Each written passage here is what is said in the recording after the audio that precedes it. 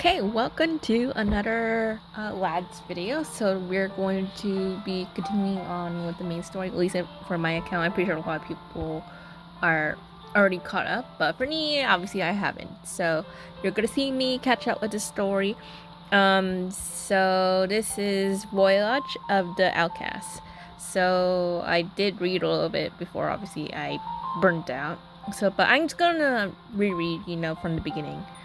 So I don't know how many parts this is, but let's go ahead and get started. Oh, I didn't realize I had to download, so hold on, I'll be right back. Okay, it's downloaded, so let's go ahead.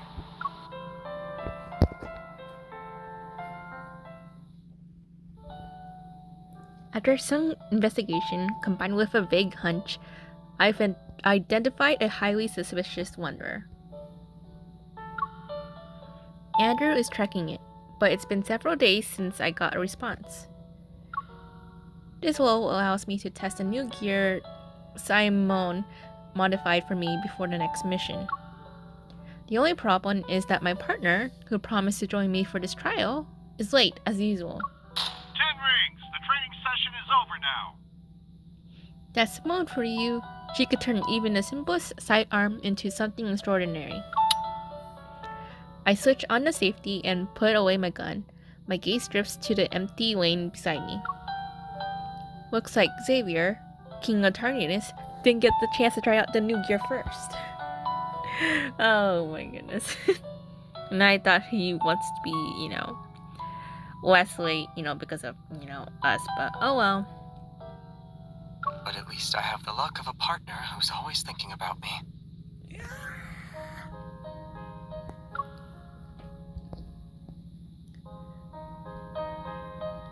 The door to the shooting range opened without me noticing. Xavier leans against the door frame and smiles. I got caught up following a new lead. I didn't have time to tell you. Is it about the case you've been digging into? You've been really mysterious about it. Time you fill me in. He raises the cup in his hand as he speaks. Let's talk over a cup of coffee first. I'll tell you everything then. I follow Xavier to the training room's lounge area. I grab the cup of coffee he offers me. I cautiously take a small sip. It's a little hot and sort of weak, but it's still decent. You made this?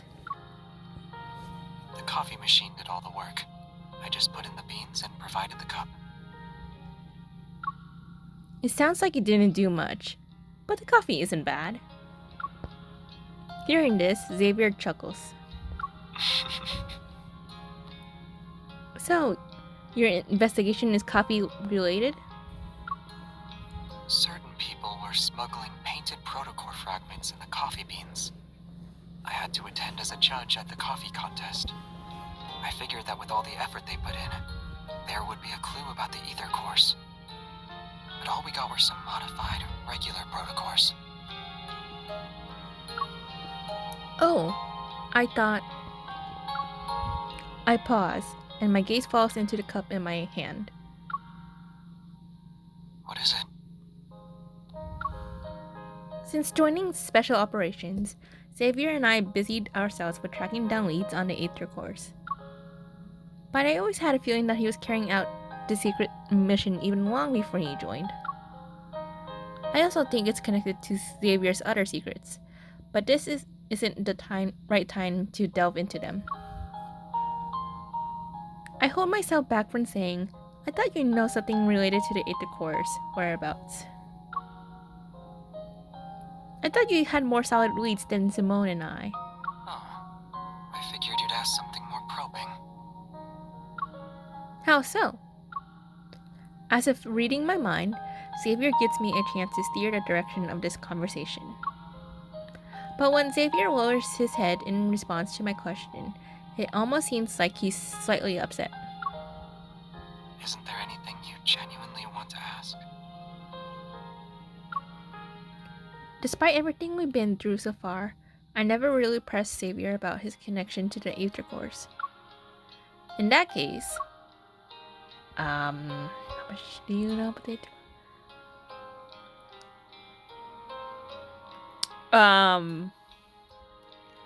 I feel like the first one he won't really tell much, you know. Like definitely he knows a lot, so I feel like it's kind of useless. So we'll just go with this one.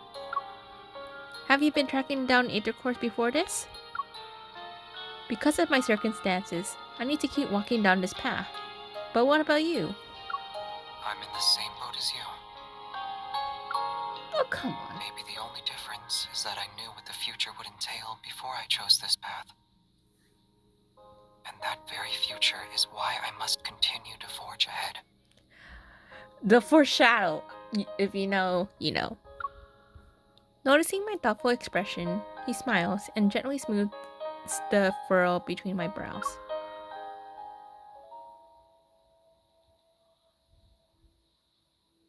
I know. You aren't satisfied with my answer. But there are some truths you have to see and decide for yourself. God, I'm not really a patient person, and I would rather get it like. Sometimes, even though obviously it's better to see the truth for yourself, sometimes, you know, I don't know. For me, like, I like curing it, you know, I guess that. Oh well. Xavier's hunter's watch, as well as mine, keep at the same time. I mean, as mine, not keep, beep at the same time as he finishes speaking.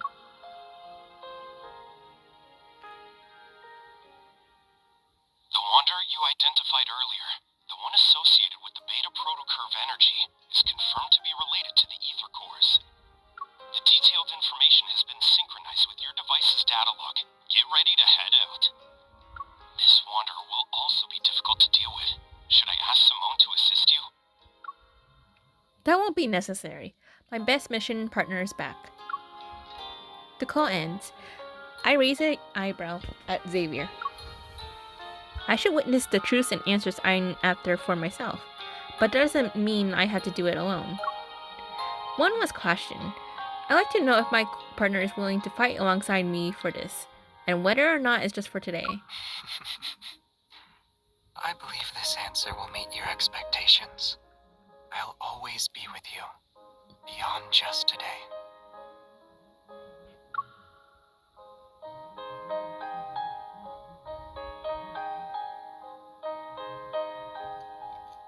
I just realized I think there's more than one route for this chapter, so I guess I will do the other 3.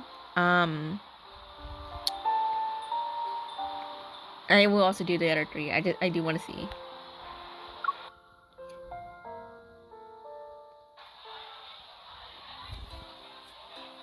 Three days later, Weekend City, Prestera University. Lately, several students at Prestera University had disappeared after being attacked by the same wanderer, only to mysteriously reappear on campus a few days later. Oh, wow, okay. Although these students had returned unscathed, they had no memory of what happened while they were missing. Wow. I feel like that's kind of common, like concept, when it comes to disappearing and then appearing. I feel like that happens way too much, you know, like, comes to stories. Not that I mind, but kind of wish, you know, not happen as much. A hand reaches over, turns out the interface on my hunter's watch, and adjusts my cuff before pulling away. If you keep staring at it, everyone will soon figure out we're hunters. I lower my arm and glance at Xavier, who's walking next to me. You're right, Xavier. My astronomy buddy. The warm autumn sun peeks out from behind the leaves. It casts stapled light onto the corner of his mouth. That sounds a little staged. You were my journalism schoolmate, remember? 3 days ago, the wanderer that Andrew tracked using the B protocurve showed up at Prestera University. Considering the recent student disappears at the university, the association has assigned us the mission to eliminate this wanderer. To prevent any unnecessary panic, Xavier and I are pretending to be students. With the university's help, will be conducting interviews with the attack students under the guise of a campus TV station. You're walking too fast. My wrist is gently pulled, bringing me back to the moment. I realize I've been rushing. This is the pace I'm used to when I'm on a mission. I look around and purposely slow down. But we finally found a wanderer that's connected to the Aether cores. I would rather move quickly to prevent any problems from happening. You seem eager. Aren't you? Xavier adjusts my backpack strap as it starts to slip. Information about the Aether cores is always shrouded in secrecy. Out of 100 leads, one might get you somewhere at best. This lead seems unusually straightforward. It's almost as if it's been set up for us to find. Is that what you want to say? It's just a guess. You might be right. But with the lead right before our eyes, I can't shake the feeling that we need to check it out ourselves. Yeah, you really are the powerful and impressive evolver everyone's been talking about. But before we meet those students, our first job is to act as students. As we talk, we end up walking down a tree-lined path and arrive at a bustling square. Around us, numerous sleek, temporary booths are set up. Students are excitedly weaving through them. Prestara University Club Recruitment. There are so many people. Let's take a different route. It's almost time for our scheduled interview, and it wouldn't look good on us if we were late.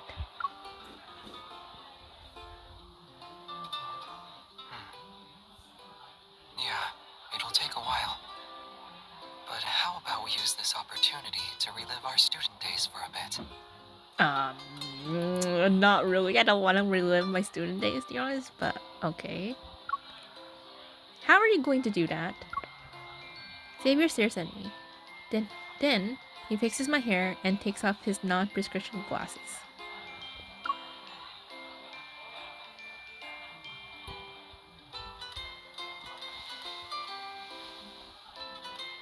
He puts them on my face. Oh wow, okay. Oh, that's cute. That's very cute. Much better. Does this make me look more like a student? It just looks nice. Hi, are you a freshman this year? You seem perfect for the lead role in our film club's latest project. Are you interested? While the club member looks down to find the registration form, the corner of Xavier's mouth slightly curls up. What did I say? What? Okay.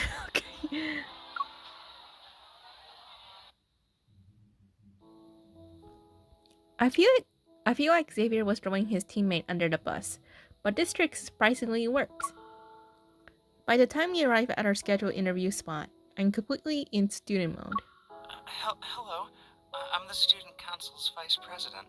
So, I was told you guys were hunters. The tall, lanky boy gets a slightly uneasy smile, his head sinking lower as he speaks. The students who disappeared earlier are waiting in the classroom. They only know it's for a campus TV interview. Sorry, could you repeat what you just said? I mean, just keep the questions simple and try not to scare anyone. That's a little sus, but okay. After all, they've all had encounters with the Wanderer. Let's make sure we don't add to their trauma. Understood. We'll be careful.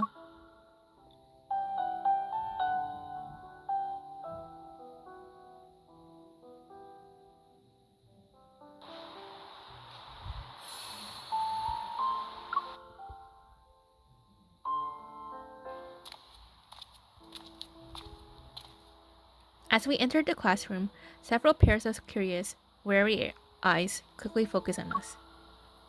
I clear my throat and offer a genuinely friendly smile.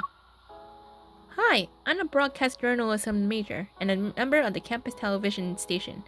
This is my partner. Xavier steps forward but doesn't speak, which prompts me to continue. He's the one who will handle the microphone and camera. He's an astronomy major.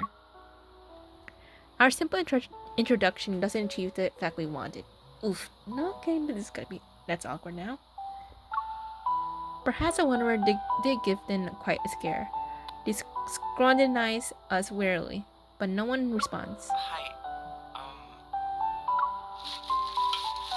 A bag full of drinks appears from behind the door.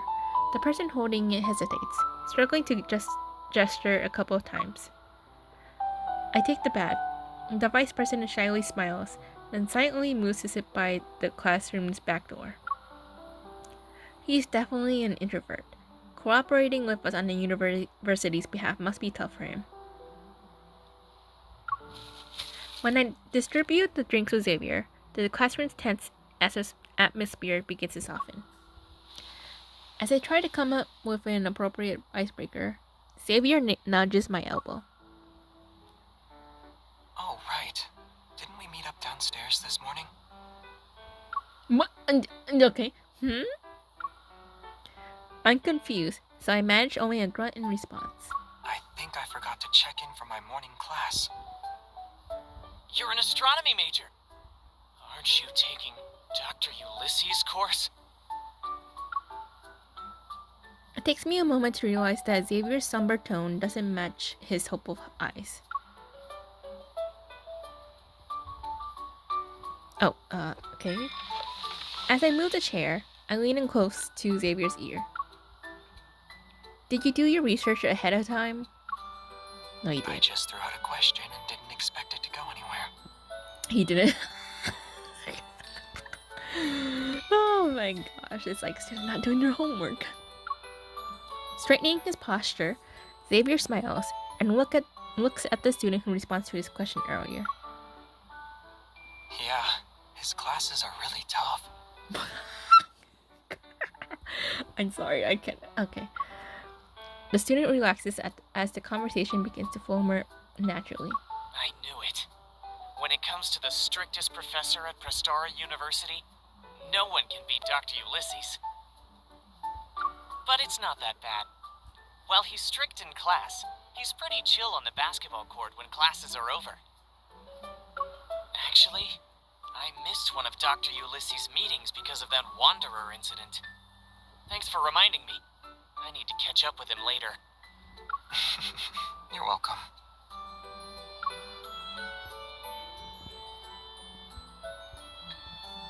Xavier adjusts his position and gives me a knowing look.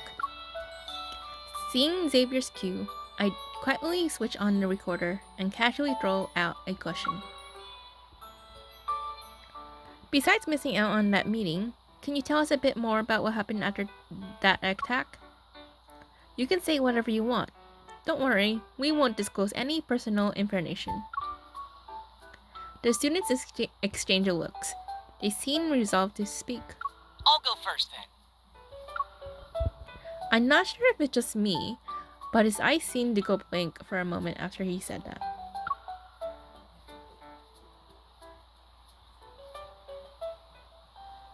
This is what we call a white Day hole. 2, lecture hall. Wow, okay. Equation of space-time. If we reverse What are all you the doing? cells in the equation representing the geometry of space-time, We're not actually here for in this very the space, lecture, objects but we are might no as well longer look the unable part. to escape from it. I slide the open Rather, textbook to the they can center of the all desk, escape from line up my notebook and pens, and place a water bottle to the side. Your desk is so neat. It's only a matter of time before the professor notices. According to a student's account, the incident occurred outside the classroom. He was heading to a meeting with a professor. I decided to talk to this professor to see if we could gather any new clues. So, I dragged Xavier with me the next day, and we snuck into his class. Yeah, it's a perfect disguise. The way you quickly claimed a seat in the back was nice and clean, too. The back row is the VVVIP section. It has a great view and ambience, perfect for relaxing, entertainment, and even spotting two students in the back row secretly holding hands under their desk. I casually changed the subject. Where did you prefer to sit when you were in school? I didn't have a particular preference, but I usually sat in the back too. The sunlight was nice, and the breeze was refreshing. How comfortable were the desks and chairs? They were okay. Okay. As our casual chat drifts on, I flip open my notebook and turn my attention back to our mission. Even though we learned a lot of details from talking to the students affected by the attack yesterday, we didn't find anything notable. Those 5 students were either normal people or evolvers. They encountered the Wonder in various spots. Some were on the tree-lined path, and others were in labs, and they woke up in different places afterward. This Wanderer doesn't seem to be limited to indoor or outdoor spaces. There's no clear pattern to where it shows up. It's not completely random, though. Xavier takes the pen from me and draws a few circles on my notebook. All the incidents happened at night. If that's connected to the Wanderer's behavior, then we can narrow our search. Also, all these students just started college this year. Does that mean something? Maybe this Wanderer thinks freshmen are easy targets. Oh. Then it must have access to the university's enrollment system. I flipped through the notebook pages again and again, yet nothing clicks. It seems like the Wanderer is targeting the students at random, but I can't believe it's just coincidence. In this world, many coincidences are often part of a larger scheme. These students are being chosen for a reason. We just haven't figured it out yet. Some Wanderers do target certain individuals. For example, You, over there. oh god, we got caught!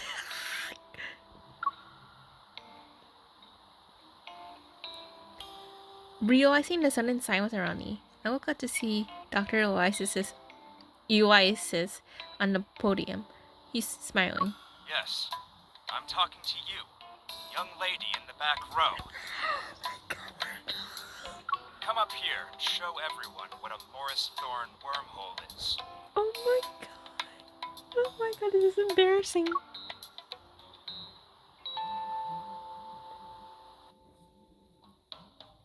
That's so embarrassing.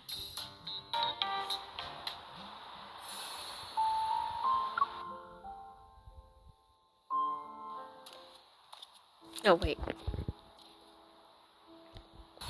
Whoops, sorry about that. Wrong one. Let's go here. 4. Oh, we got caught.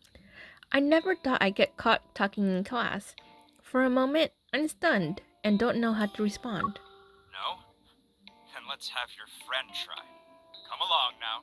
Oh my gosh, this is so embarrassing. I tug at Xavier's clothes and quickly whisper. Let me do it. If I mess up, I'll just apologize. Xavier reassuringly squeezes my hand, stands up, and confidently walks to the podium. Oh, he knows this. The classroom lights dim, and a holographic projection appears from his fingers. It forms the image of the universe. In theory, the Morris Thorn wormhole is a traversable wormhole. He does know this. It is spherically symmetrical and features a throat that bridges 2 black holes. The throat is a finite spherical region containing negative energy density matter to counteract gravitational forces inside the wormhole.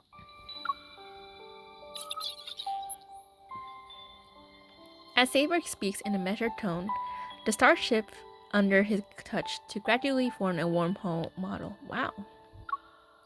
The lights from distant planets flicker before us, and the silhouette seemingly stretches across white years. For a moment I wonder, was Xavier like this back in college? Correct. The negative energy's repulsive gravitational properties keep the wormhole throat open, allowing matter or signals to pass through. Time travel becomes possible with this model. For example, the deep space tunnel above us might very well be a giant wormhole. The mysterious deep space signals could then make their way to our distant Earth. Perhaps certain materials, or even other forms of life, can find us through these cosmic channels. What are you thinking about? I snap back to reality. Xavier has crossed the starry expanse and now stands before me. He's within arm's reach once more. I'm curious. Were you really an astronomy graduate? Who knows? I have too many diplomas at home. I need to check first. What? Okay. Okay.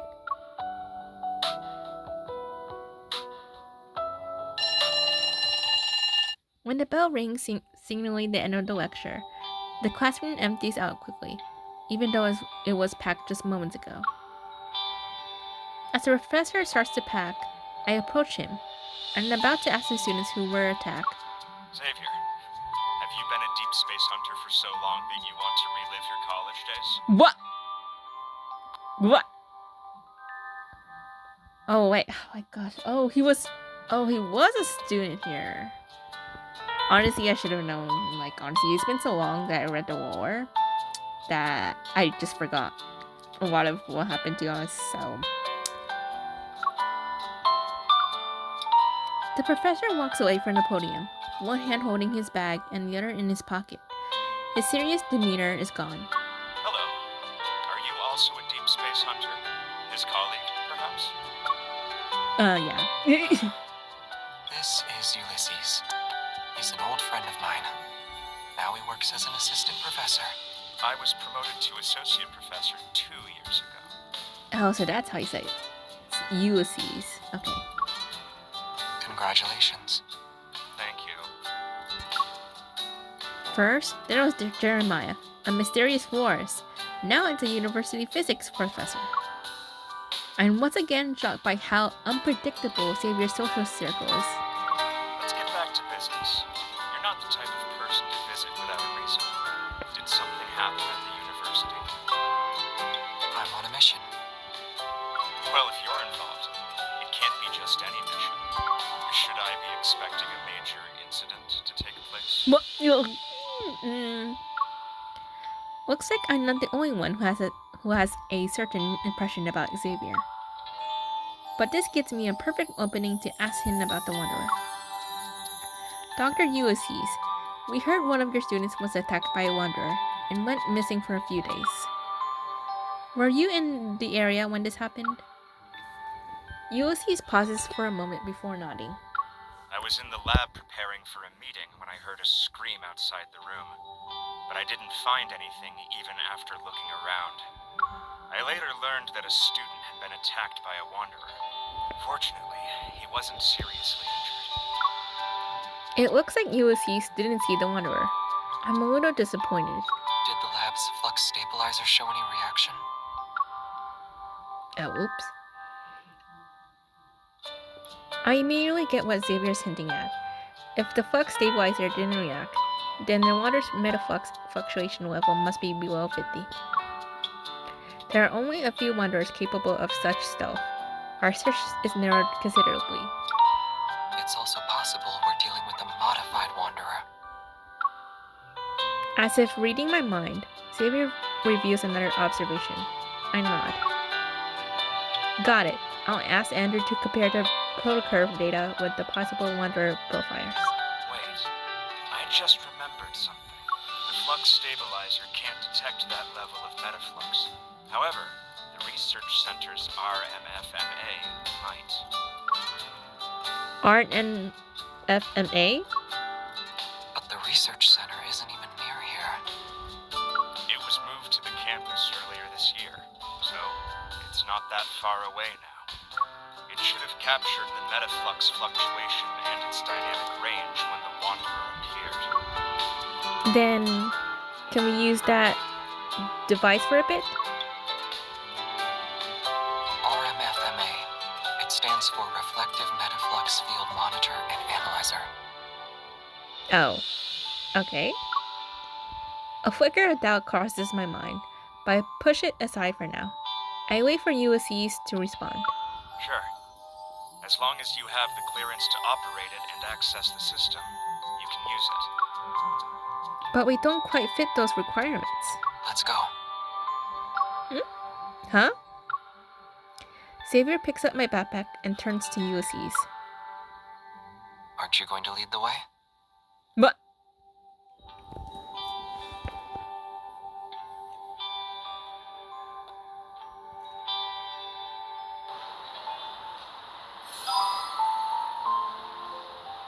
okay, part 5. I don't even know how many parts there is for this one.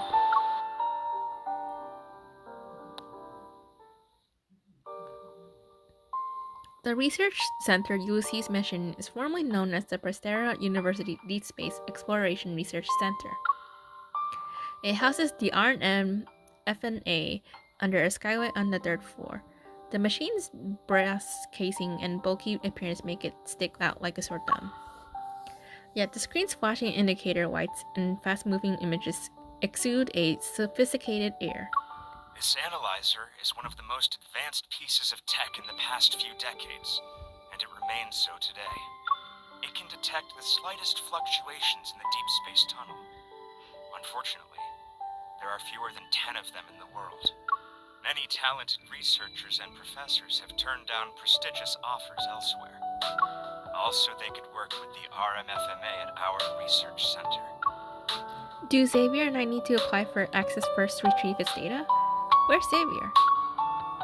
I mean...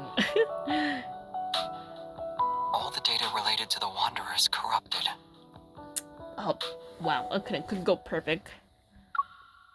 Xavier appears from behind the RMFMA. He removes his safety goggles and takes off his disposable lab coat. How did you... Aside from how did you operate that machine, and you know how to use it? I focus on the most important one. What do you mean by corrupted? Did it capture even a trace of the Wanderer? Yes. It showed that a Wanderer appeared on the university's campus in the past 2 weeks. But all the data has been tampered with. The generated spectrum also has many errors. It can't be used as a clue. Man. The hem and the cups have this... Oh! Sorry. The hem and the cuts of his lab coat somehow got tangled together. Xavier frowns and pulls harder, but they're still stuck. Raise your hand a little more. As I help Xavier wriggle out of the lab coat, my mind races with questions. Maybe the RNFNA is too old, so it's malfunctioning. If that were the case, the first issues wouldn't show up in detection and sampling errors. Which means someone deliberately tampered with it. Once he's out of the lab coat, I meet his gaze. It's brimming with confidence.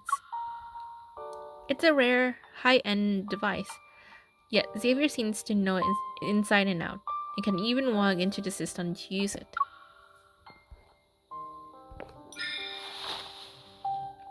I slightly pull him forward. I purposely change my expression and lower my voice. Alright, cut to the chase. How are you able to operate this machine? It might look complex, but it's actually easy to use. You know that's not what I meant. You're not really going to interrogate me right now, are you? I would right now, yes.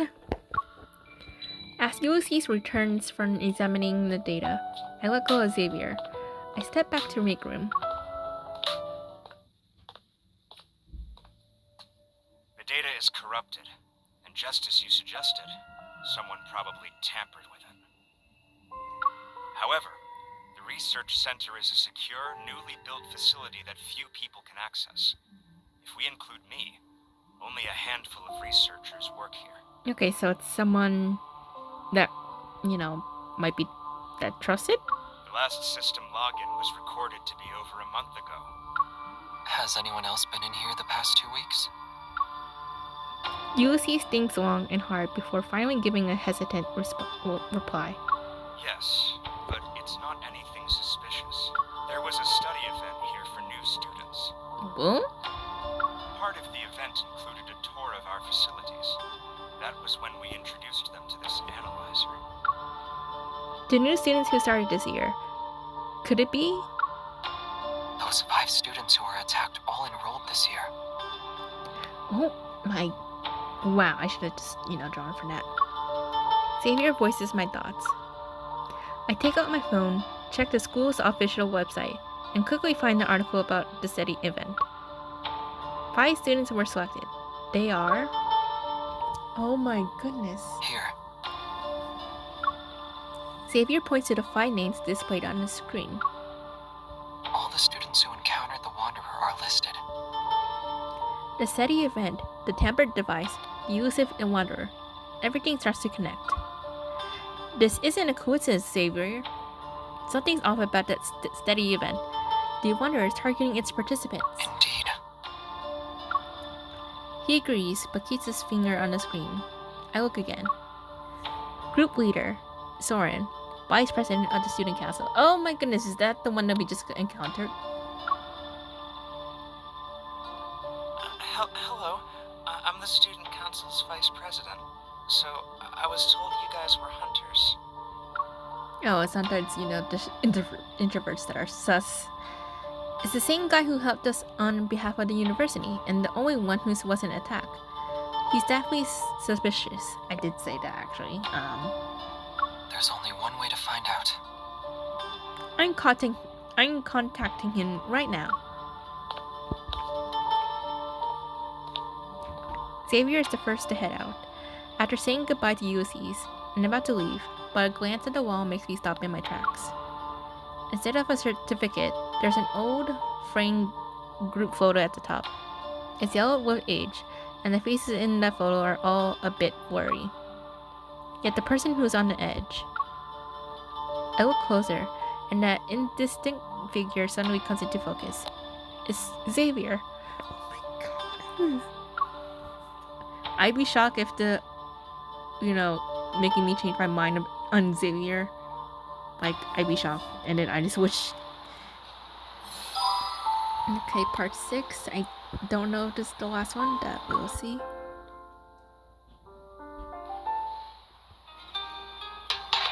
I sit on a bench near the basketball court. I watch the ball arc through the air and precisely hit the back rim of the hoop. It bounces back into Xavier's hand. It's hard to fully appreciate this rare sunset, something I haven't seen much since graduation. It won't be long until we meet Soren. I unconsciously lower my head to look at my phone. It still has my chat with him. We're still a little unclear about the students. Could you go over some details with us in person? How about we meet in 20 minutes at the lecture hall in the main teaching building? Sorry, I'm at the student union. There's a student council meeting right now. It won't end until at least 7 p.m. Son? Oh my god.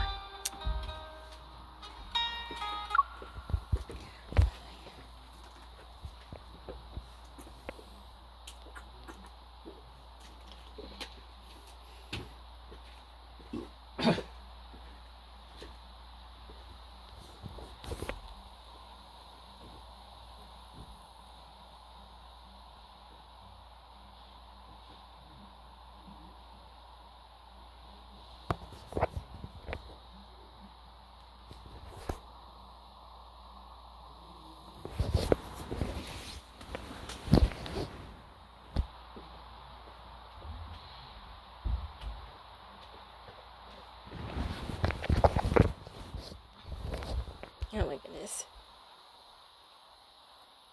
Sorry about that. It's okay. We'll wait for you downstairs at the student union. You've been quiet for a while. Huh? Really? Xavier stops moving and stands by the 3-point line. He gazes at me. We know he's in a meeting inside this building. Unless his eval lets him create wings so he can fly away, We'll definitely see him.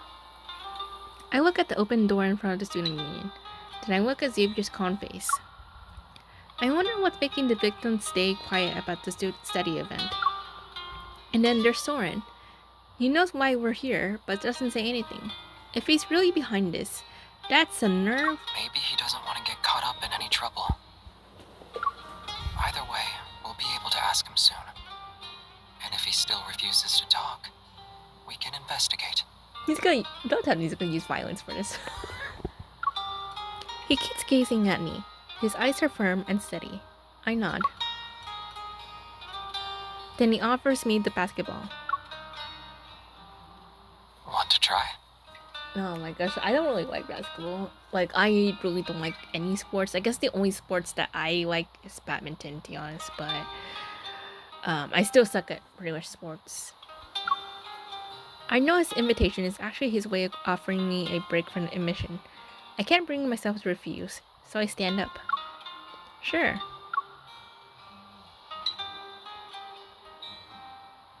After a brief warm-up, I confidently aim the ball at the hoop. But before I can throw it, a sparrow just lands on the hoop. Interrupted by that, I turn to look at Xavier. If the wanderer's appearance isn't a coincidence, then it just confirms our suspicion. Someone lured us here on purpose. Should we call for backup in advance? Or are you implying there's a high chance the ether core is here? I'm going to guess the latter. The sparrow is attracted to the small balls of light and flies away. Xavier moves closer and supports my arm. Aim it a bit higher. Good. Now throw. What? Oh, my accuracy is slightly off this time. The ball hits the backboard and rolls to my feet. I bend down to pick it up. Maybe it's not as terrible as we think it is. It could just be a coincidence. And Soren is a dedicated vice president at the student council. He does seem to be a good, well-behaved student. Sort of like you. I mean, the difference with him doesn't really, I don't know. I can hear the stuttering in his voice with Soren. Xavier is kind of a little bit more different. He's more, Xavier takes the ball from my hand and steps back to give me a demonstration. Perhaps it's because he looks like a good student that makes him the best at doing things behind the scenes. After all, people don't write their secrets on their faces. The calmer the water's surface, the easier it is to hide dangerous undercurrents. That's true. The ball leads his hand and once again goes through the hoop with a precise shot. As it bounces back, I intercept it before it reaches him. You always have a lot to say about other people, but what about you?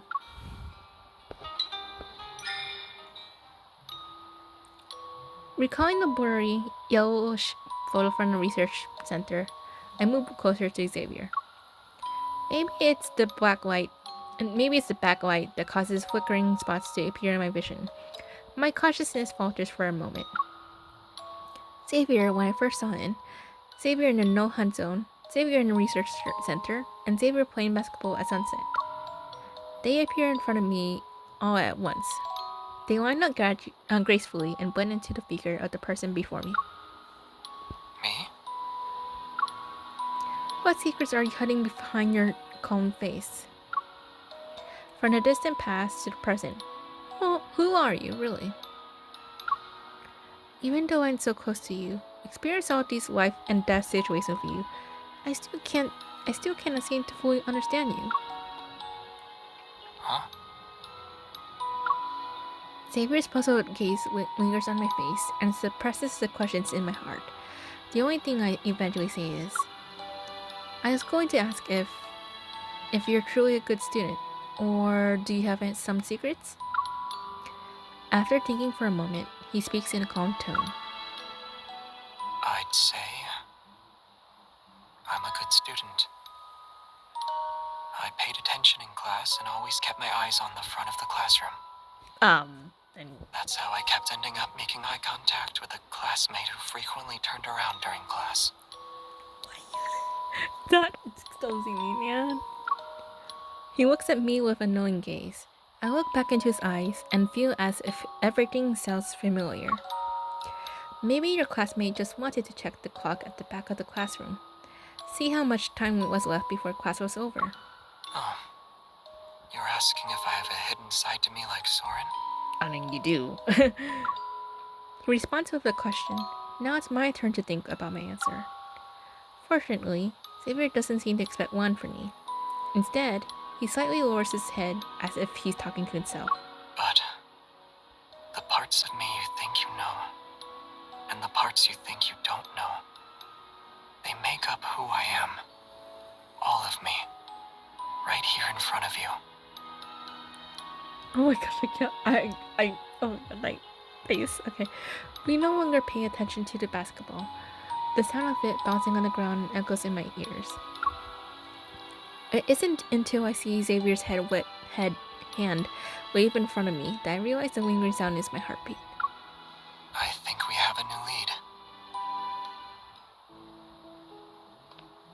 I compose myself and look in the direction that Xavier is pointing in.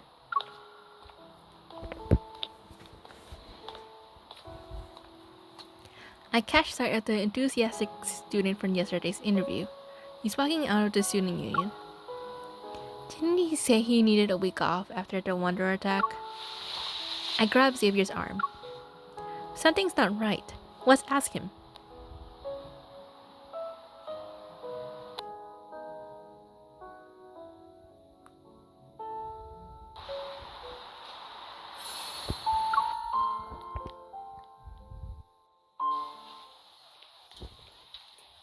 Before we get close, the student immediately recognizes me and Xavier. He excitedly waits on us. What a coincidence! Why are you here? Didn't you say you were going to take a week's leave at home? What brings you back? With no time to lose, I get straight to the point, but the student looks confused. Huh? Did I say that yesterday? I don't remember at all. What? What is with After the attack, my friend said my memory had gotten worse. I thought I was getting better over the past couple of days. Oh. I don't like where this is going. I exchange a glance with Xavier, my eyes saying, something's wrong. What do you remember then? Do you recall attending a study event around 2 weeks ago? Did anything strange happen at that time? Oh god, what is this? A study event? Oh gosh. He frowns, thinking hard for a long time, and then suddenly, something dawns on him. It wasn't weird, but we did come across something intriguing. When we visited the Deepspace Exploration Research Center, there was this unique piece of equipment on the 3rd floor. Oh gosh. For a short while, I felt like I walked straight into a haunted house. That's just creepy. Oh my goodness. He dramatically gestures, still looking a bit shaken. It looked exactly like that haunted house I'm always terrified of. I almost screamed. After the tour, others said they had the same feeling. That for a moment, they fell into a really scary place. Oh my goodness. Wait, you're saying you all had a hallucination? Who else was there? It was just the 5 of us, and the vice president. The guy had to step out for a bit, so we were on our own. Oh my goodness. It's not a hallucination. This is something the RMFMA can also do. You mean... Oh my goodness. To make a long story short, it's like recreating a plane of existence and overlapping it with our reality. But only a few people know about this. We surely underestimated Soren. Oh my gosh, I knew he was sus. Xavier grabs my wrist with one hand and supports my back with the other. Hold on. Wait, you know where he is? The research center. He'll get there before us. Oh shit. Oh my gosh. Oh, wow.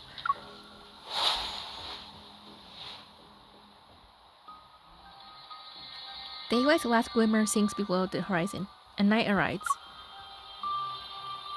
As we stand in front of the research center again, the building takes on a more mysterious air under the night sky. Soren stands under the skylight on the third floor. His back faces us. You're quicker than I thought. I should have known the moment I saw you. Xavier stops behind him. After a brief pause of tension, Soren turns around. Do you think you can still order me around, Savior? What? He knows him?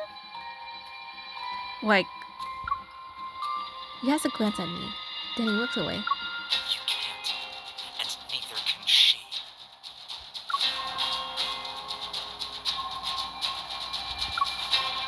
Xavier, something's here. A light blade forms in Xavier's hand. I also take out my firearm from my belt holster. I walk over and stand next to him. Let's take down Soren before the Wanderer arrives. But before I can get closer, Soren disappears. Damn it! Why? I hear his voice behind me. It's too late. It'll take you to the place you've always wanted to visit. What is he talking now? Oh my goodness. He can also teleport? But could he be... The intensity of the energy fluctuation significantly soars. Xavier's hunter's watch, as well as mine, beep at the same time before I can react. In the shadowy corner where the moonbeam doesn't reach, a colossal beast has stirred to life. This energy, it's fierce. A wanderer with an ether core. It can't stay here. We need to lure it out. The light blade cleaves through the heavy darkness. Its shock blades ripple to the end of the corridor. The wanderer prizes its assault before creating a even fiercer wall of wind. It charges it towards us once again. You took the bait. Oops, sorry. Let me read that one. A huge shadow looms over us. I turn around and aim my gun. The expected protofield doesn't materialize. Instead, I feel a sudden coolness on my face, as if I'm being pushed through a barrier. Out of the corner of my eye, the RNSMA... What? Lights up again, okay. Before everything goes completely dark, I reach for Xavier's hand. And I grab nothing. What? Oh my goodness, when he's so tiny, like... He's doing the protector... I feel like...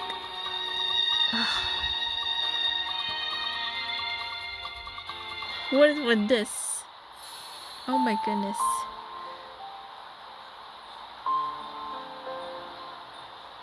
Wait, did I? Hold on, 1 second.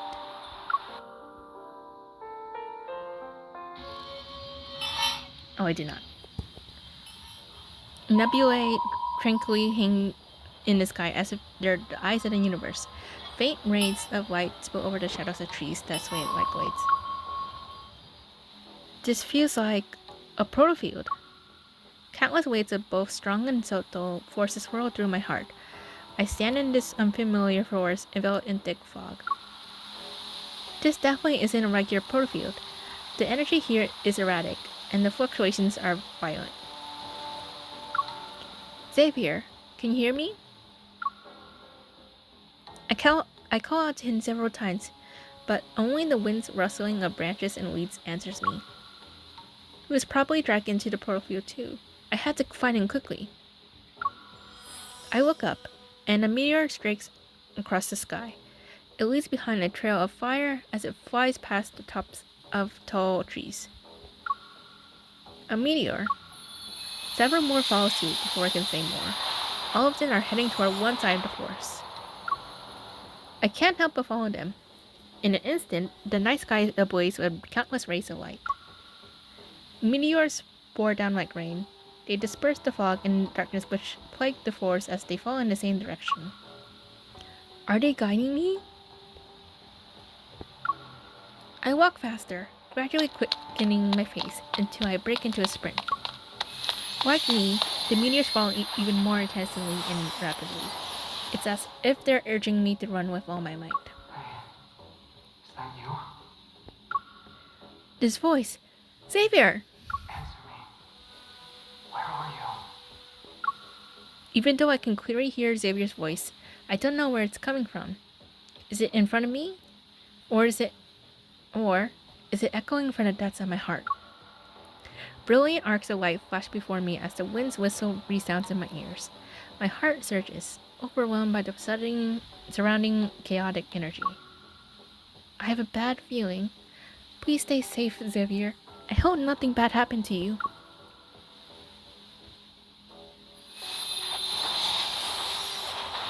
As I traverse the dense forest, a mirror-like lake suddenly comes into view.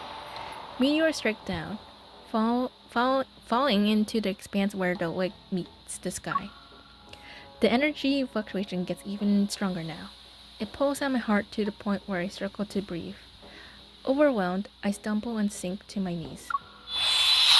I'm not interested in playing hide and seek. What the okay? Come out. Xavier?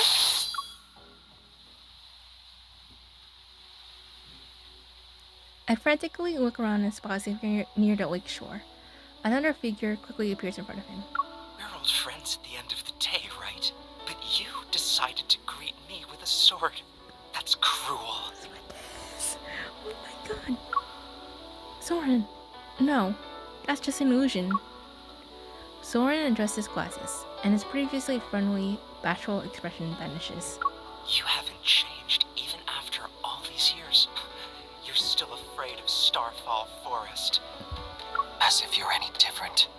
To you, the ends always justify the means. Is he from the past, like for Soren? What are you trying to say?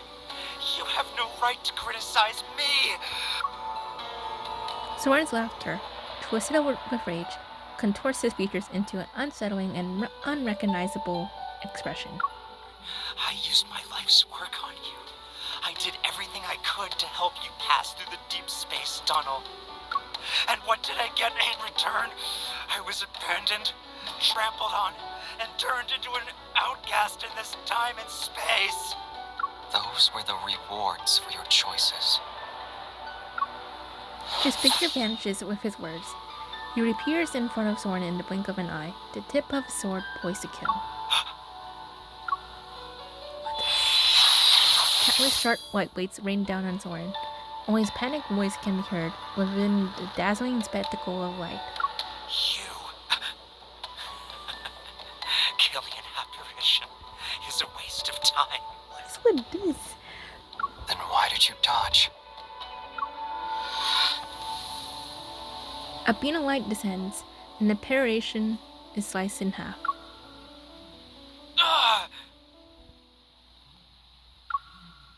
It's not just an illusion. Somehow, it and his actual body are connected.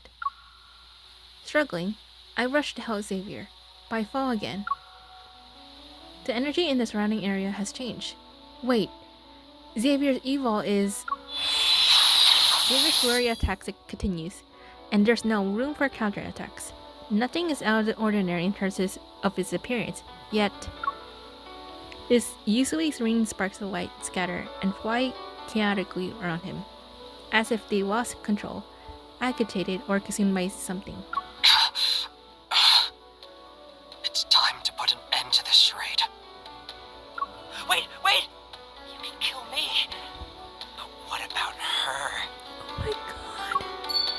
A meteor falls into the center of the lake. It awakens a sparkling light that twirls into a vague illusion. The silhouette wears a hunter's uniform. It's hard to make out, yet it's unmistakably familiar. It's me? Oh god. My head. It hurts.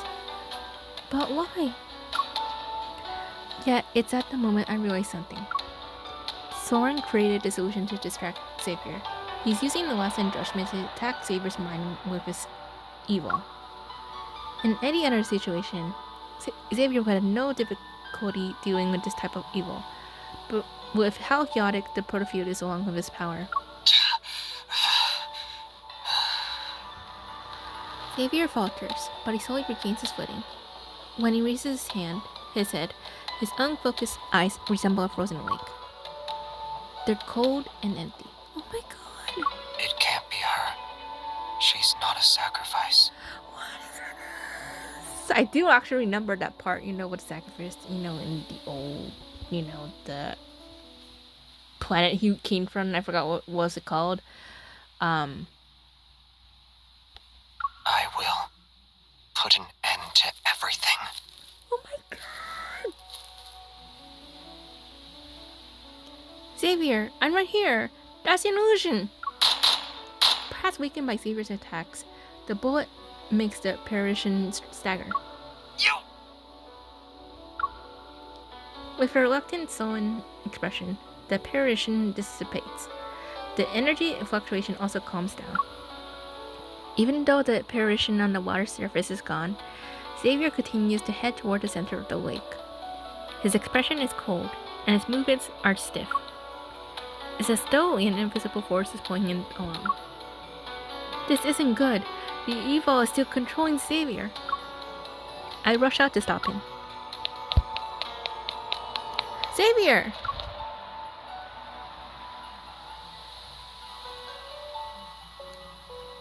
Oh, wow, that's gorgeous. A planet that uses to survive.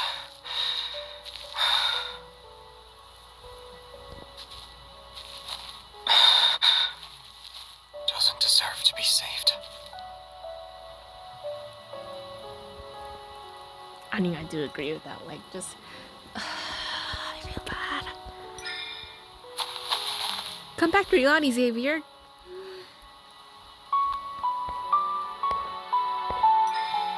Look, I'm right here. You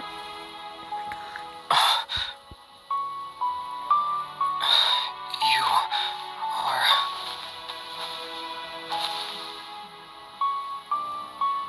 Oh my goodness. What's wrong? Are you hurt? You can't stay here. Run. Otherwise, you'll... as well. Oh my goodness. My heart. Oh my god. His power's fading. Is this space trying to consume him?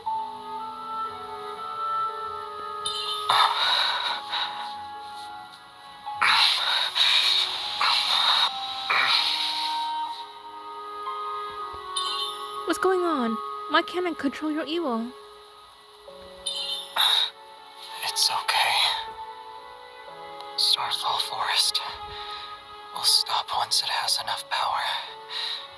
It will.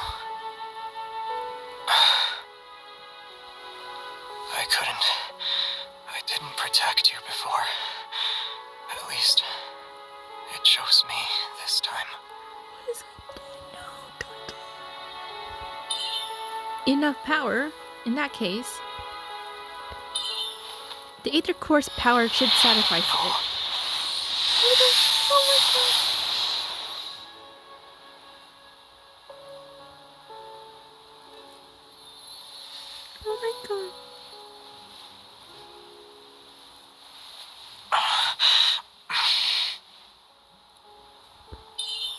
Xavier? You really are reckless.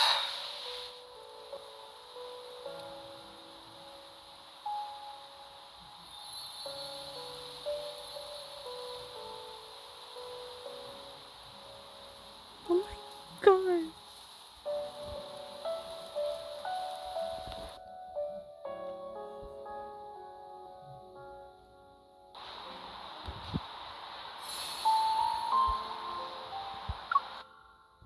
Oh my god, I had no words for that.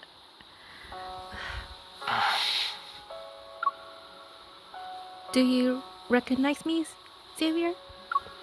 Hey. Are you okay? Not as much as you. Like, I'm worried. Oh my god. Don't move. I apply medicine to the wound on his arm, but he abruptly pulls away. I almost dropped the bandage.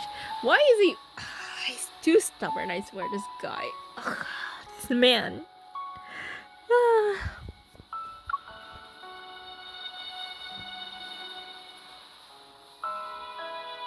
Xavier ignores my command and grabs my shoulders. He gives me a once over. He looks mad. Oh, come on, I should be mad at you, not the other way around. I'm fine. Don't tell me you're underestimating the power of an ether core. I underestimated you. An ether core's power isn't something anyone should mess with. If you use it carelessly, the protofield would have devoured you. What then?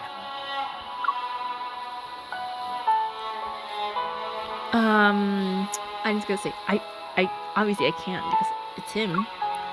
I couldn't just stand there and watch you get consumed. Saving you took priority.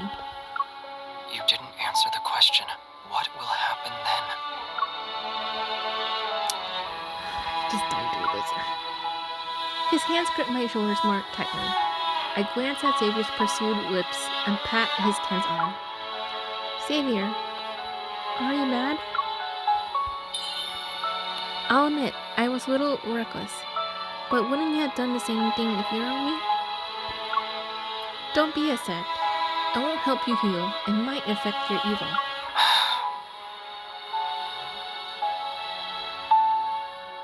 You always have so many reasons, but you never listen to me. Oh, really? But I could say the same thing with you. Oh my goodness. I will next time. I poke his face again and again until he reveals a helpless smile.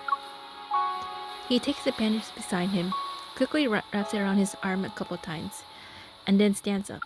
The energy fluctuations around us have only temporarily subsided. They could spike again at any moment. And Soren is adding fuel to the fire.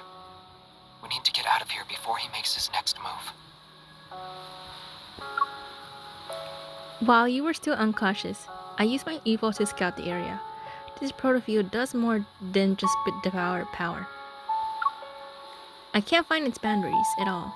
It's like a space where if you shout, there won't be an echo. Don't worry. After getting his bearings, Xavier leads me deeper into the forest.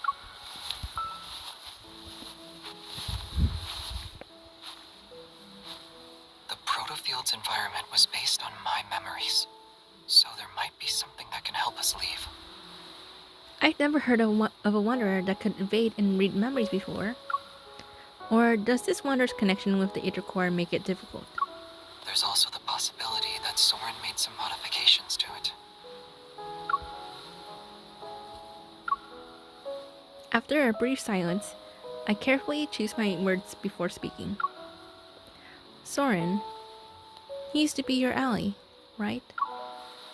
It was a long, long time ago. Oh my gosh, I honestly forgot how old is he. Oh my gosh, I really need to read back the notes, you know. The light blade slices through several overgrown branches to clear a path. It dissipates into shimmering specks of light.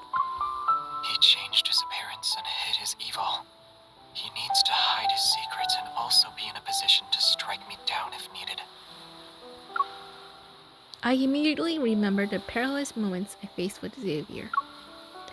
When we first met at the abandoned research base with the Luminivores, and the robots watching us at Azure Square, he sent them. Maybe. Xavier holds out a small light as if sensing something. He releases it and lets out a dry laugh. This forest. It's a trap clearly designed for me. This can only be his doing. He really seems to know you well, but he also hates you. Recalling the conversation I heard, I hesitate for a second. Did something happen in this forest? Is that why you're afraid of it? Moonlight gently falls, softening Xavier's features into a blur. Then, I hear his voice again. Rather than what's already happened, I'm more afraid of what might come in the future. But right now, you terrify me the most. You used the power of the ether core this time. I'm worried about what you'll do next. You terrify me the most. I feel like I heard that one like in a book. One of my favorite one one of my favorite trilogies. The Love Interest they did say something similar about that. So wow, that kind of warm made my heart clench a little bit and more. I don't know.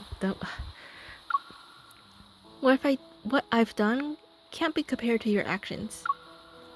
Why don't you tell me what you did in the past?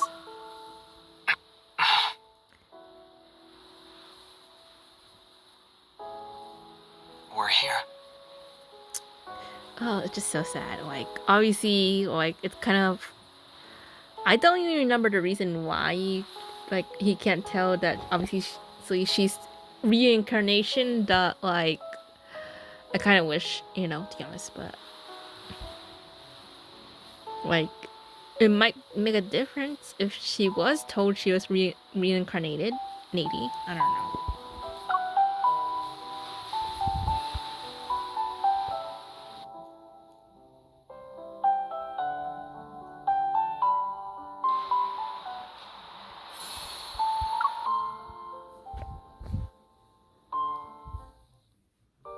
Oh, wow.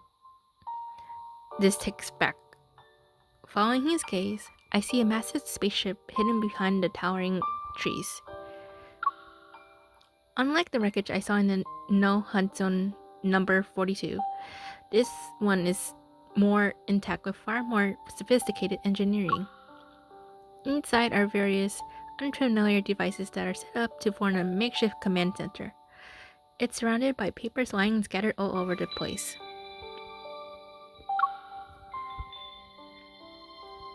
You really are here. You're not planning to use the spaceship to take us out of the protofield, right? It can break through even the most chaotic gravitational energy flux.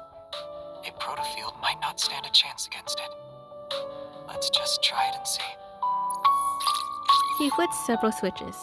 One by one, faint blue lights illuminate. Traceback 2. Phyllis 1101 PLS Oh, is now online. Oh, that is the title of... Oh, that's the name of the planet he came from. Okay, I see. Phyllis. That name sounds familiar. It's my homeland. A place far away from here. I silently repeat the name to myself and feel a strange sensation as it resounds in the depths of my heart. I pick up the papers next to him. The messy handwriting and symbols seem like they're from another universe.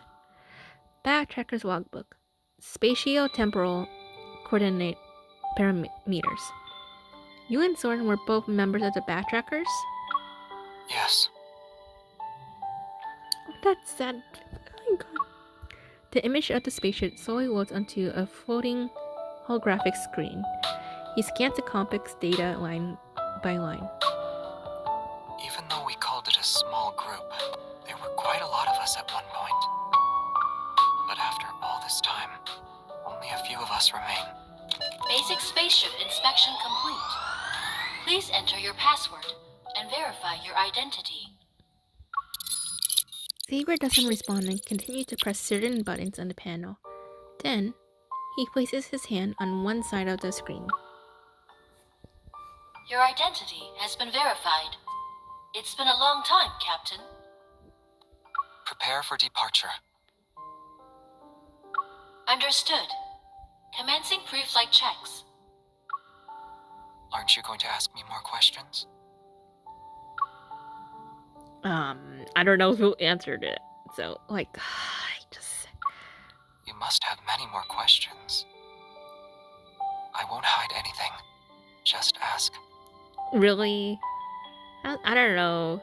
Like, I love you, Xavier, but I feel like you won't. I don't know. Like, because obviously you want to protect us, me. I do have a lot. Like, who are the backtrackers? Why did you come to this world? And where did this spaceship come from? However, why do I get the feeling that when we leave from this profield, we'll forget what we learned from Xavier. I feel like that's gonna be the case, which I'm gonna be very upset with this one. You said everyone has secrets and motives. At the very least, I know you're not my enemy. That's all the assurance I need. Besides, now's not the best time for long stories.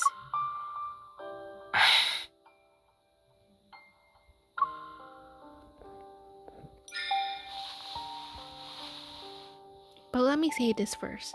This doesn't mean I won't ask more questions later.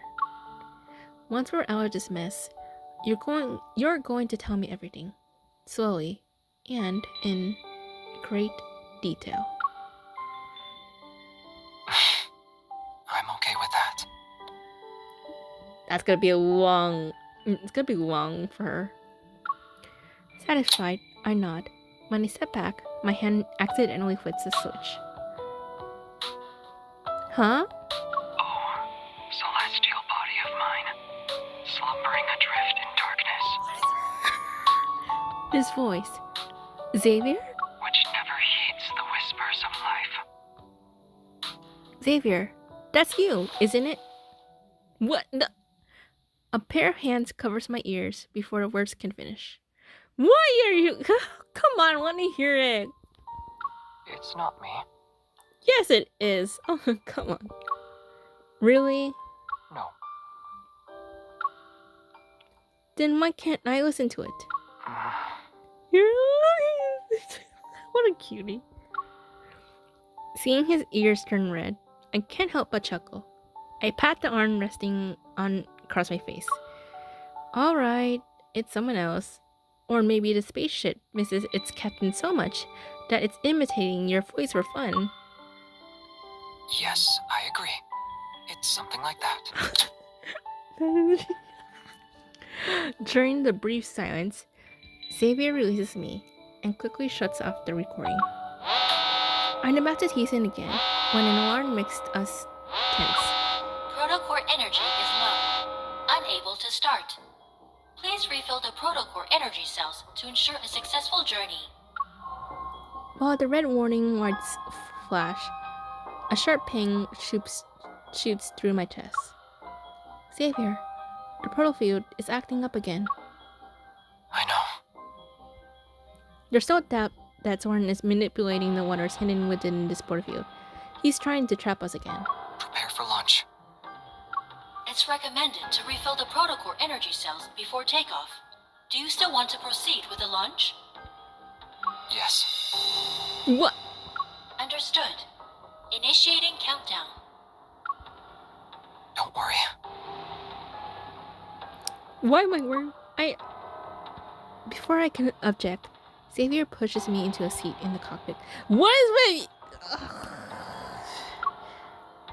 Protocore energy isn't the only thing that can fuel this spaceship. Although it can't support long voyages, escaping this protofield should be no problem. After pressing a few buttons on the control panel, he takes something from the cabin wall and fastens it to his wrist. He sits down in the cockpit and takes my hand. He presses it against his chest, and a sense of foreboding watches over me. Oh my goodness, I thought he was going to just, like, do a sacrifice thing. I'm so tired with this one. Like...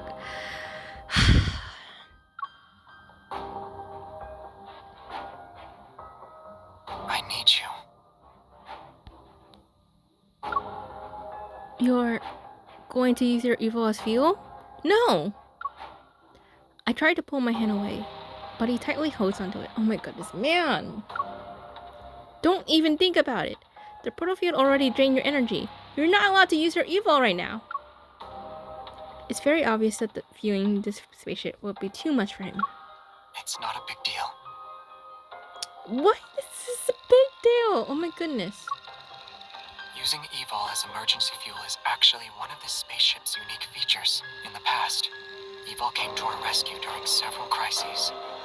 It enabled us to make safe emergency landings. Besides, I've got you here with me. You're aware of the changes an ether core can bring. With your current strength, you can resonate and enhance my evol, right? But...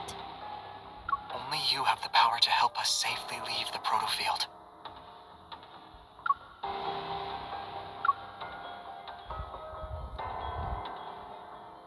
Trust me. He cuts my cheek with his other hand. With a soft voice, he makes a promise to me. Your power will keep me safe. Counting down. 10, 9, 8, 7. My heartbeat races, whether it's because of our current circuit stasis or the intensifying energy fluctuations. The pain in my chest grows sharper. Amid the blaring alarms, the spaceship begins its final countdown. The flickering lights spiral into chaos. Xavier looks at me, his expression as calm as it always is. He's waiting for me to respond. Alright, let all your power flow through me. I'll keep you safe, I promise. I know.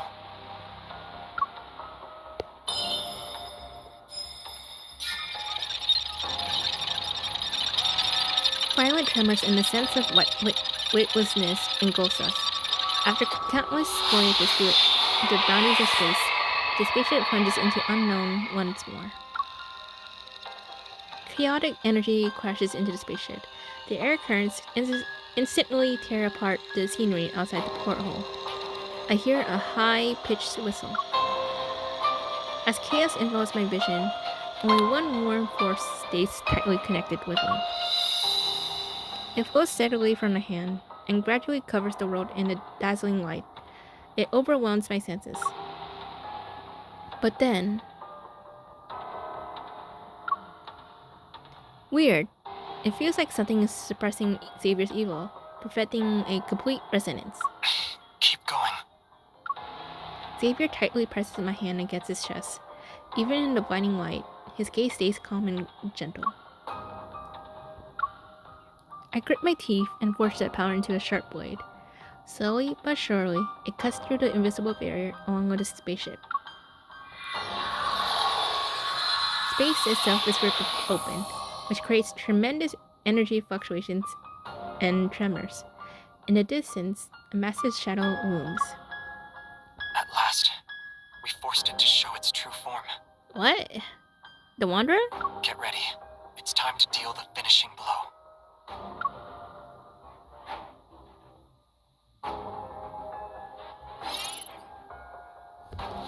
Oh. Okay, it is a Wanderer. Okay. Okay, so we're using that one. Okay.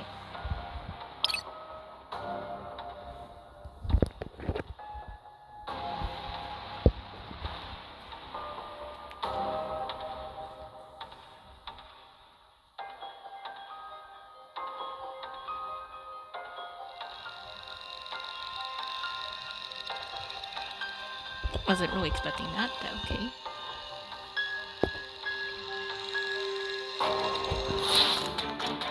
It's been a while since Will I get what I want this time? This one might be a handful. It's time. The enemies are weak. Now's our chance. Don't get too close. You'll hurt yourself. Watch out. I'll forge a new sword with your flame core. I'll show you. Watch out. It's getting back up. Keep up the momentum. No. Aim it. Do you remember the techniques from our swordmanship class? Of course. Time to test them out. Weak. Oh! That? Oh. My sword is going to get another notch. Which means mine gets... It's time. Here we go. Light, shine down upon me. Here I come.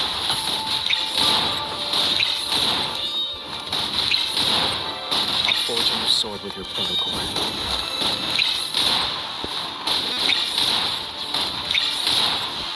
Defense is kind of an offense too, right? It's time. The enemies are weak. Now's our chance. Xavier, Become one with your sword and... I'll show you. My turn. Go back to the Taken Kings. We crushed them.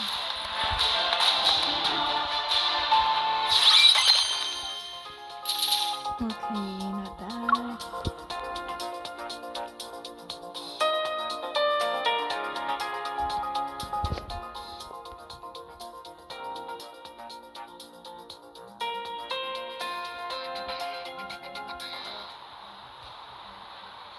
Okay, let's see. Okay, 12.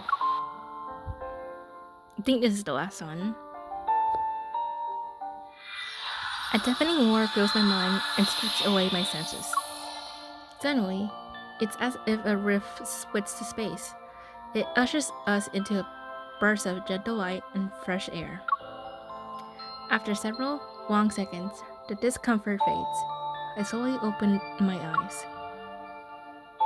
Everything comes into focus, and there it is, the RMFNA, standing serenely just a couple of meters away. Oh, what? We're back in Research Center. My senses return to my body. I scramble to my feet and frantically search for Xavier. You're struggling to find me, huh? A familiar voice calls up from behind. I turn and see Xavier leaning across a nearby wall. What? Oh, come on! My God, he would be us. A bright red light at his neck flickers a few times before settling down under my worried gaze. That light is flashing, and you still want to crack a joke? I'm fine. Just a little tired. He opens his palm and hands me the Aether Core fragment. It glows a soft green. For its sake, sit with me for a bit.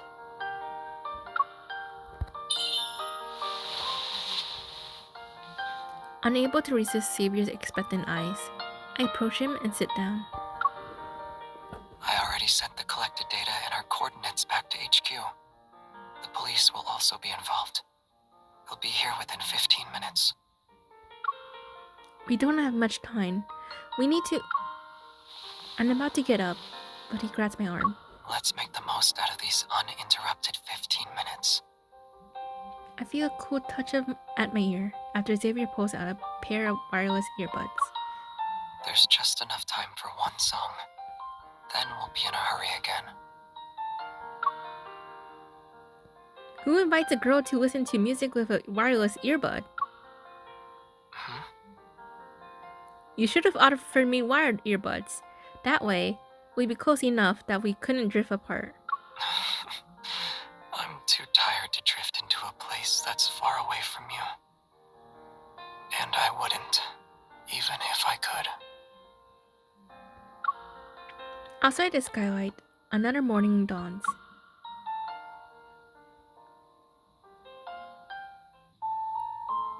Oh, we're back. As Xavier expected, updating the intel and what happened on campus is as tough as tracking down an wanderer. After leaving Prestera University, Xavier unsurprisingly retreats to his bedroom. Meanwhile, I return to the association with the Aether Core fragment. After a brief mission report, Captain Jenna warns me about recklessness, but also commends us for successfully completing the mission. With the order to return home and rest, I time my visit to wind up with Xavier's recharging period. I bring supplies to the 6th floor. After several rings, Xavier finally opens the door, his hair all tousled.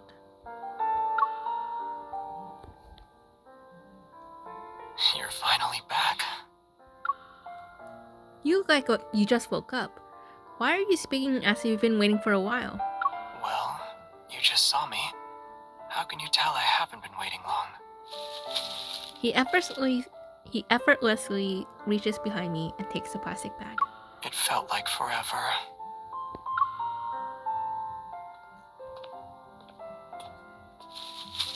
I slip on my slippers and head to the living room. Xavier is already intently unpacking the bag full of food next to the coffee table. He pulls out 2 food boxes from the plastic bag and removes their packaging. Is this from that store downstairs at the association? You went back there?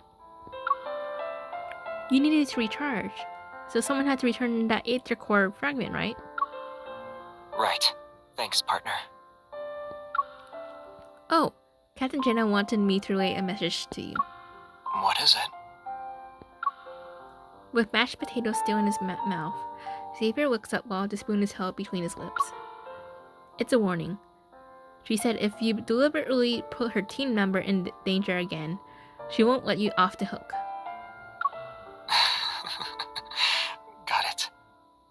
reminder about settling the other 5 verbal warnings she gave me. In that brief silence, Xavier lowers his gaze and eats his mashed potatoes one spoonful at a time. Did Prestara University say anything? Surveillance and witness protection are ongoing, but we still haven't found Soren. I wish we did. If we haven't found him by now, chances are we never will. I wish. He casually talks about it, but his words carry a mixture of indiscernible emotions. I decided not to dwell on it. You don't know where he's gone either? Nope. As I reflect upon everything, the vague, tangled clues pile up and cast a large shadow behind the clear image of Soren. Getting out of this precarious situation unscathed isn't something he could accomplish on his own. Only a few groups could pull that off. Who's supporting him? After finishing a box of mashed potatoes, Xavier retrieves a stack of documents in a sealed bag from under the coffee table. Inside the sealed bag is a tiny, button-sized device. I can't help but pick it up. What is this? Ulysses found it at the research center. He urgently sent it over. Initial tests show it has a radio frequency chip that can resonate with metaflux fluctuations.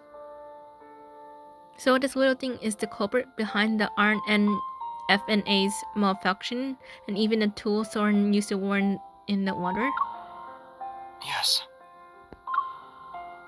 The room falls silent again.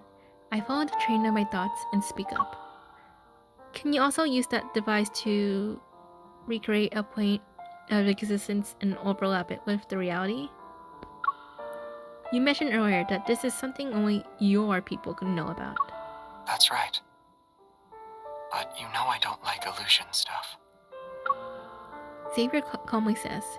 I nod and put the sealed bag back on the table. Who can help and make that? Xavier doesn't respond immediately. Instead, he pushes the stack of documents towards me. Here's the latest analysis and theories based on what we know. It includes a list of groups with similar tech. Go through it, and you'll come to your own conclusions. As always, Xavier doesn't explain. I really wish I knew. Obviously, it's nice to search for the answers for yourself, but sometimes I really wish that the answer was just given straight, told. But whatever. It's as if he's already at the finish line with the answers. He's quietly waiting to see if I'll join him or choose a different path. However, I'm not content with following his lead this time. I place my hand over his and stop the documents he's pushing toward me in their tracks. I'll read these later. Xavier, I'd rather trust what you have to say right now. After a brief pause, Xavier purses his lips and finally meets my intense gaze. It's Ever. What? What's that? Ever? Some of the backtrackers are also involved. They know everything you know, and they had their eyes on you for some time, right? Yes. That makes them our common enemy, then. Outside, the leaves rustle as the wind slits in through the gap in the window. The curtains flutter. My shadow emerges from Xavier's, and it feels like the impenetrable door in his heart has opened slightly. This time, we're finally standing on the same slide.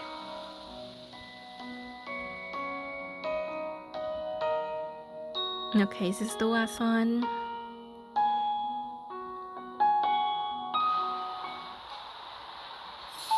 Okay, so that was the end of Voyage of the Outcast. Xavier's route. Obviously, I will go through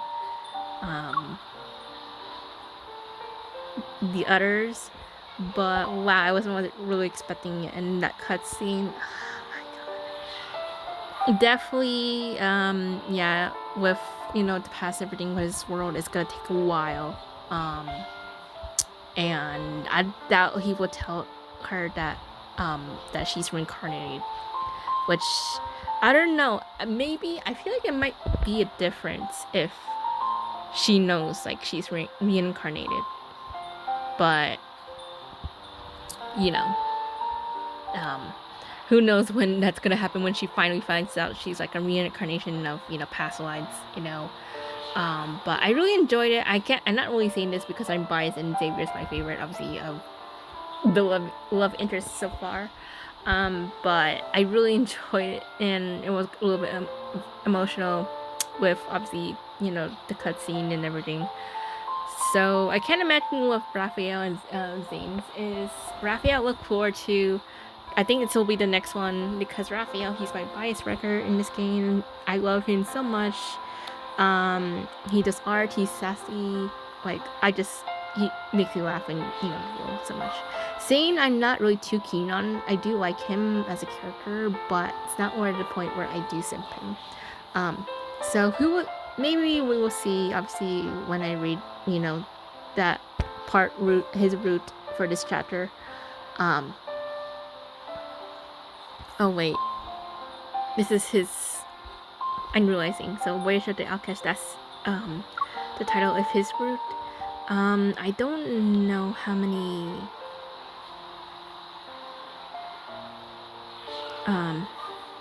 Okay, yeah. So Xavier's branch, Raphael's branch, Saint's branch.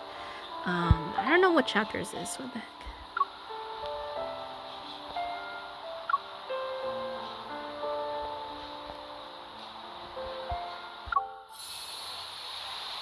Oh, okay. So this one is oh shoot.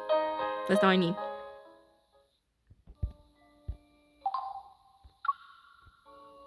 Oops.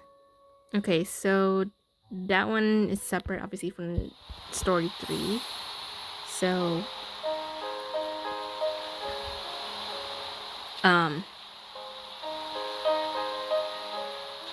okay, so this is definitely separate from what is this?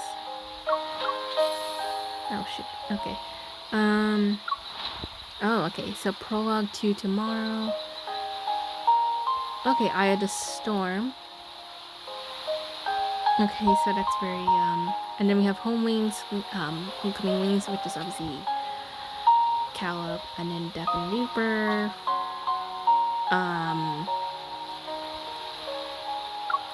Okay, so the route. Okay, so it's part of Eye of the Storm. Okay, so that's interesting. So when I read, after I read Raphael and Zane, I will actually get back to this one. Okay, so I don't remember much about from the first and second one, so I'm thinking I'm going to have to reread it. So anyway, I hope you guys enjoy seeing my reaction and also reading it. I know I'm not like good as other, you know, people who like dub, but you know, I did my best, and this is also you're seeing my reaction as well. So I hope you guys enjoyed. And let me know in the comments below what you thought of Xavier's branch, and I will see you in the next story. So goodbye, guys.